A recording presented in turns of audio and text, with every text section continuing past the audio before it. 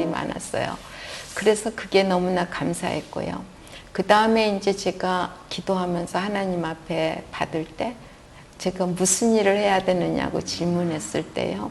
주님이 저희가 비행기 타고 어딜 많이 다니는 거를 일러주셨는데 꼭 강대상 앞에 세우시고 강대상 앞에서 뭔가 자꾸 제가 입을 열어 전하는데 그때마다 막 많이 앉아있는 사람들이 손을 들고 한호성도 치고 이런 걸 보여주셨어요.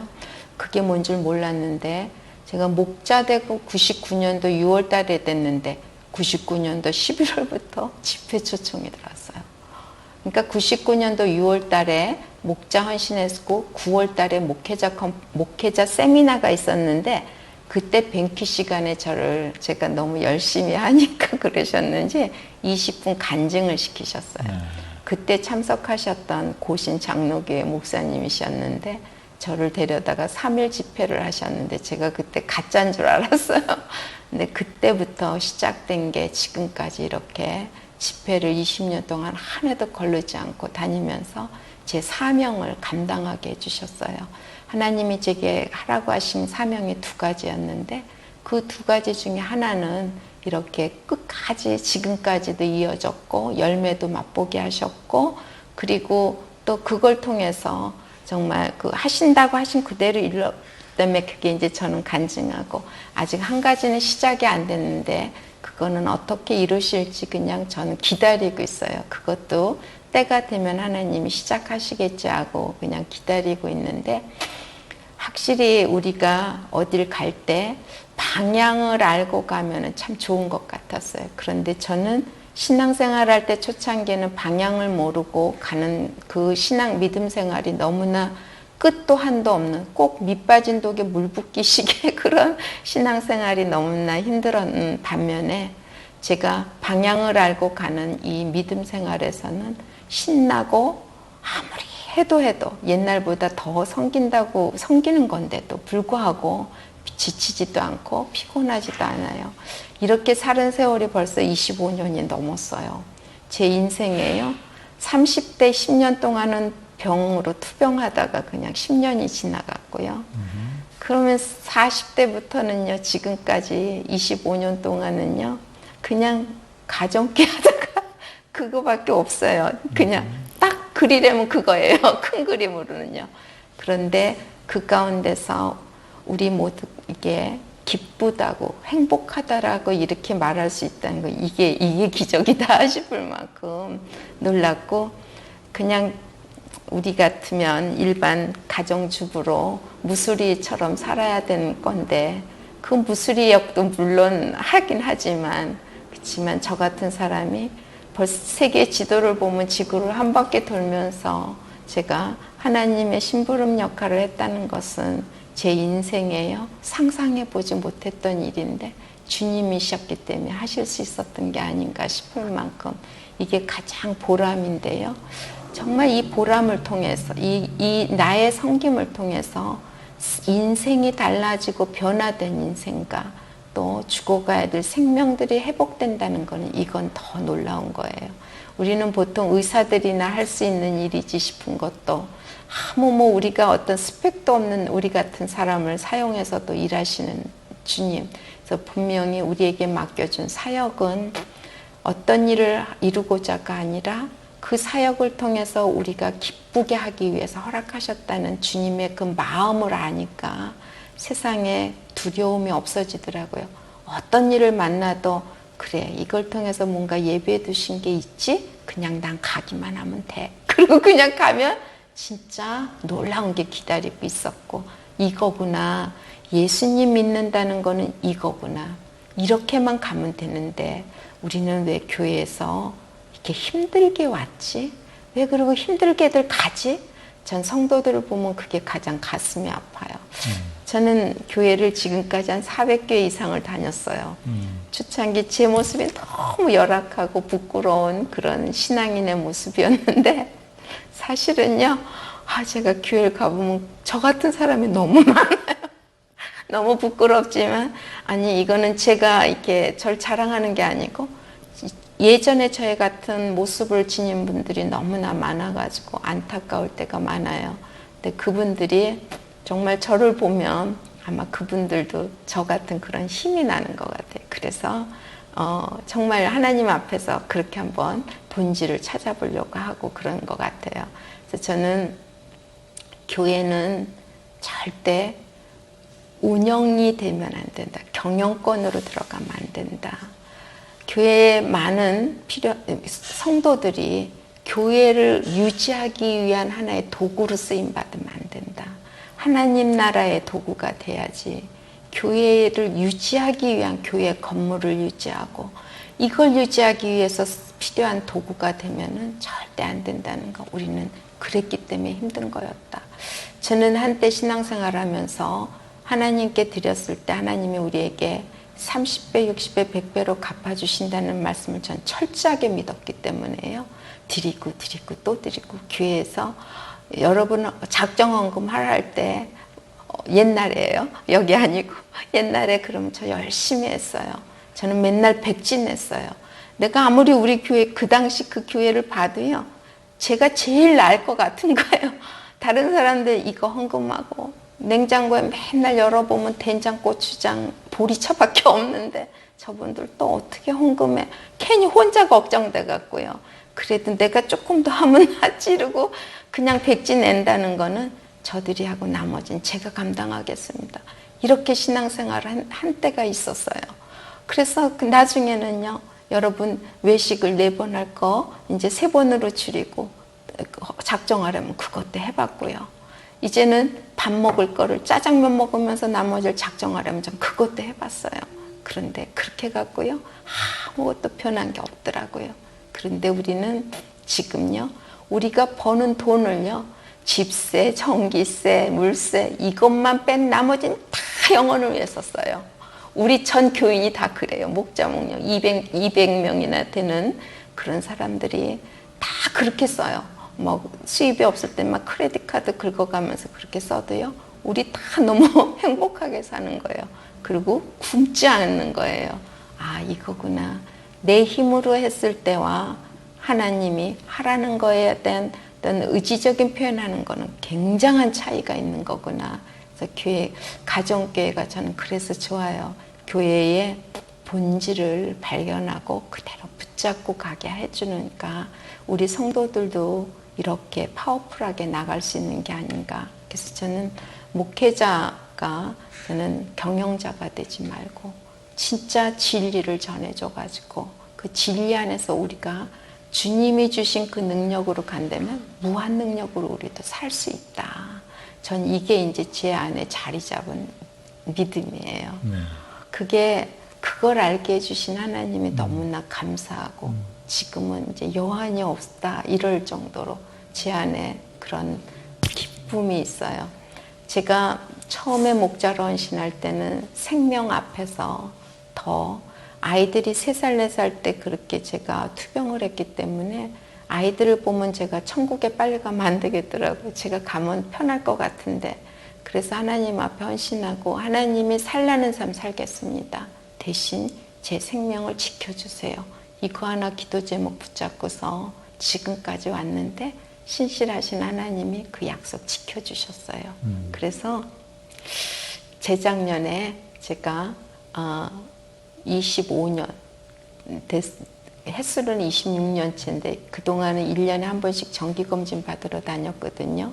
재작년에 갔더니 제 담당 의사가 암 졸업장을 탁 만들어서 자기 오피스에서 이렇게 수여식을 해주더라고요. 너 이제 암 완치됐으니까 내년부터는 일반 병동에 가서 건강검진을 받으라고요. 신실하신 하나님은 저에게 그렇게 약속을 지켜주셨어요. 저도 쉽지만은 않은 사역이었지만 끝까지 하나님께 한 약속이기 때문에 감당하려고 했고 주신 사명이면 감당해야 되겠다 싶어서 딴 길 보지 않고 그냥 똑바로 가려고만 애를 썼어요. 그랬더니 저에게 건강을 주셨습니다. 그래서 꼭 우리가 암으로만 죽는 건 아니지만 건강을 주셨어요. 그래서 제가 주님한테 질문했어요. 하나님, 많은 사람들이 사람을 세워줘야 한다 그러고 또 제자를 길러야 되고 또 물려도 줘야 한다는데 제게 주신 사명이긴 하지만 제가 참 많은 분들이 부러워하고 이런, 저는 사명 감당한다고 꺼이꺼이 하면서 때로는 다닐 때도 없지 않아 있지만 이렇게 집회 다니고 그런 걸 부러워하는 사람도 있는데 물려줘야 되는 거 아닙니까? 하고 주님한테 물었어요. 작년에 제가 주님 앞에 이제 제가 사역을 내려놓을까요? 하고 질문했어요. 그랬더니 주님이 고맙다, 수고했다, 정말 고맙다. 내가 참 수고를 많이 했다고 하시면서 네가 이제 내 길을 간다 해도 나는 너와 함께 할 것이고 너의 길을 간다 해도 나는 너와 함께 할 것이다. 네가 앞으로 무엇을 하든 네가 구하는 대로 내가 응답해 주리라. 그렇게 말씀을 해 주시는데 그렇게 그냥 제가 그렇게 말씀하시는 것 같이 이렇게 그냥 느껴지다 너무너무 행복했어요. 그게 위로로 자리 잡으면서 행복하면서 제 안에는요 만족이라는 게 자리 잡았어요. 전체 인생을 갈 동안 사람들이 만족을 고백할 수 있을까? 전 그 의문이었거든요. 어떻게 만족을 할 수 있을까? 그랬는데 전혀 만족해요. 이렇게 이만큼 온 것이요 저한테 엄청난 만족이고 기쁨이고 더 이상 정말 바랄 게 없을 만큼 누구한테도 당당하게 말할 수 있는 그런 만족이 이렇게 자리 잡아가지고 지금 참 기뻐요. 어떻게 해도 무엇을 한다 할지라도 이제는 두렵지 않고 겁나지 않고 그런 사람으로 이렇게 만들어주신 하나님 너무 감사해요. 얼마 전에는 제가 이수감 목사님이 이제 제2기의 사역을 위해서 시작하게 되는데 여러분들 나에게 원하는 말씀 한번 해주세요. 그런 말씀 그걸 쓰라고 하셨어요. 그때 저는 그랬어요. 목사님이 한번 저희에게 총목자 모임에서요. 목자 목녀 사역을 어떻게 해야 되는지 섬김이라는 것은 내 스타일대로 내가 원하는 하고 싶은 대로 하는 것이 아니라 상대가 원하는 필요를 보고 그 필요에 맞춘 섬김이 진짜 섬김이라는 걸 설명해 주시면서 그 부수적으로 이렇게 말씀해 주시는데 우리 이미 다 알고 있는 거지만 이제는 위로하고 달래가면서 이거 해라 저거 해라가 아니라 여러분들 이제 상대의 필요에 따라서 섬겨줘야 한다는 이 말씀이 그게 진리잖아요. 그래서 그때 저는 엄청난 위로가 느껴졌어요. 그래서 저 목사님한테 그랬어요. 목사님 칭찬을 듣고 어떤 좋은 게 잘한다라는 칭찬과 더불어서 사람의 어떤 위로를 듣고 사역을 하는 것도 갈 수 있는 길이지만 그것보다도 진리가 우리한테 이렇게 힘나게 하고 이렇게 신나게 하고 새롭게 이렇게 갈 수 있는 그런 새 힘을 얻게 하는 걸 봐서는 우리한테 끝까지 이제는 그런 진리로 우리를 더 다듬어 주시면 좋겠습니다. 그런 말씀을 드린 적이 있는데요.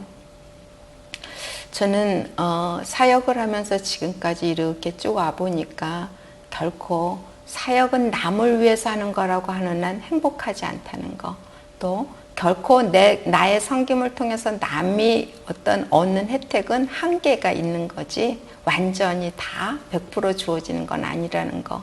그래서 사역은 남을 위해서 하는 게 아니고 결국은 나를 위해서 해야 한다는 그런 정의를 스스로 말씀 안에서 가져야 된다는 거예요. 그래서 사역을 통해서 우리는 예수님을 만났다라는 이 고백이 나왔을 때가 이게 진짜지, 사역을 통해서도 예수님을 만났다는 고백이 나오지 않는다면 이건 우리 가짜다. 그러니까 이런 고백이 나오지 않는 한은 우리가 아직 예수님과 교제하지 못했다는 내 안의 문제니까 빨리 이거를 돌아보고 해결해야 한다는 거예요. 전 초원지기로서 저희 초원의 목자 목녀들한테 그런 말을 해요. 이제 저희 초원의 한 가정만 빼고는요 다 10년 이상 목자 목녀를 했기 때문에 여러분들 지금까지 이렇게 목자 목녀로 섬기면서 예수님을 인격적으로 만났다라는 고백이 나오지 않는다면 이건 낭비한 거다. 지금부터라도 만났다라는 고백이 나오지 않으면 예수님을 만났다는 고백을 하기 위한 걸 목표로 삼고서 지금부터 가야 된다. 이제 이런 걸 한번 나눈 적이 있었어요. 그렇듯이 예수님을 만난다는 것은 그분과 우리가 소통할 수 있다는 거더라고요. 그 소통한다는 것은 길을 일러주셔요. 우리한테요. 그 말씀으로 우리 삶 속에 정말 그 진리를 일러주시고 그 진리 속에서 살아갈 수 있는 모든 수단이 거기에 다 있다는 것을 알게 됐는데, 우리가 이것으로 이 본질을 회복한다는 것은 결국 말씀을 붙잡고, 말씀을 붙잡는다는 건 예수님 만나는 거고, 이걸 하기 위해서는 우리가 기도와 영혼 섬김이 이게 필수 도구다. 왜냐하면 섬김 속에서 나를 돌아보지, 섬김이 없는 이 그냥 탁상의 그 섬김 속에서는 절대 나를 돌아볼 수 없는 거더라고요. 근데 나와 다른 영혼을 섬김을 통해서 부딪히면서 내가 그 영혼을 맞추려고 나를 갈아가다 보니까 이게 변화가 일어나는 거지, 그냥 성경 공부만 해갖고는 절대 변할 수 없는 거다. 이래서 말씀으로 가야 되는데, 이걸 위해서는 반드시 영혼 섬김이 있어야 되고, 그 영혼을 섬길 때 기도는 필수다. 이것을 우리가 도구로 잡지 않는다면은 우리는 갈 수 없는 길이다. 그래서 이것만 잡는다면 우리는 진짜 형통하게 갈 수 있고, 진짜 주 안에서 우리는 보장된 삶을 살 수 있다. 이 안에서요, 제 소명의 확신도 더 얻게 됐고, 어머님이 비전을 일러주셨지만 현장이 없었다면, 저는 영혼을 섬길 수 있는 길이 없었다면 그 소명이 전혀 확인될 길이 없잖아요. 그런데 이제 가정교회였기 때문에 영혼을 섬길 수 있는 길이 이게 주어진 거예요. 기회가 주어진 거예요. 옛날에는 영혼권 다 목사님, 사모님 몫이셨잖아요.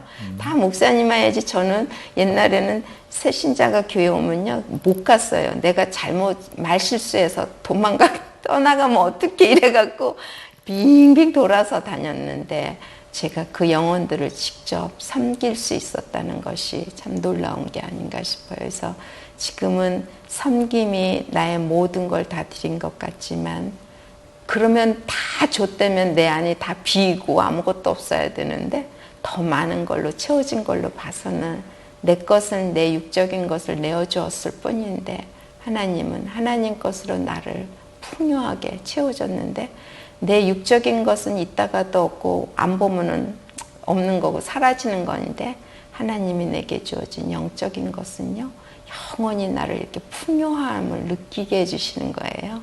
그래서 전 영혼을 섬기다가, 목장에서 목자로 섬기다가, 그리고 날마다 내 힘으로 안 되니까 어떻게든 나에게